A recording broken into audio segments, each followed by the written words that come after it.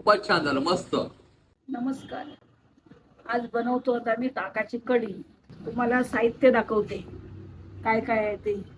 हे बारीक चिरलेला कांदा, टोमॅटो, राई जिरा मिक्सच घेतलाय, हळद आणि हिरवी मिरची आणि हिंग आणि कढीपत्ता. आधी पहिलं प्रथम आम्ही राई जिरा टाकूया.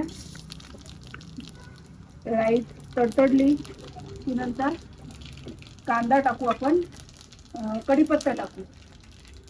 कढीपत्ता टाकल्याच्या नंतर हिरव्या मिरच्या घालू. हिरव्या मिरच्या नंतर घालू कांदा. कांद्याच्या नंतर घालू टोमॅटो. टोमॅटो घातलं,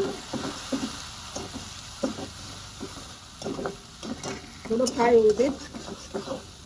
झालाय फ्राय. थोडं टाकू हिंग. हिंग टाकलं, घालू हळद. हळदीने कलर पिवळा दिसतो.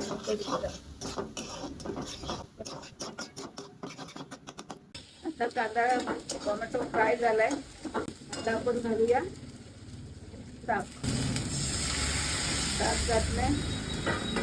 थोडं बेसन घालूया. बेसन घातलं की कशी घट्ट होते. आपण खोबऱ्याचं वाटण घातलं तरी चालतं, ओलं कांदा खोबऱ्याचं वाटण. आणि बेसन लावलं की ताकाच्या कढीला उकळ आलाय. आता झाली आहे ताकाची कढी. आपण त्याच्यात घालूया चवीनुसार मीठ, जेवढं लागेल तेवढंच, आणि थोडी कोथिंबीर. ताकाची कढी तयार झाली. ताकाची कढी तयार झाली आहे. आता त्यांचं रिॲक्शन बघू. हे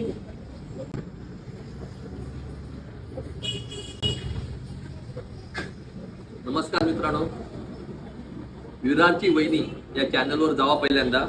आणि विरारची वहिनी नवीन नवीन काय काय पदार्थ बनवते, रुचकर पदार्थ बनवते, ते नक्की पहा.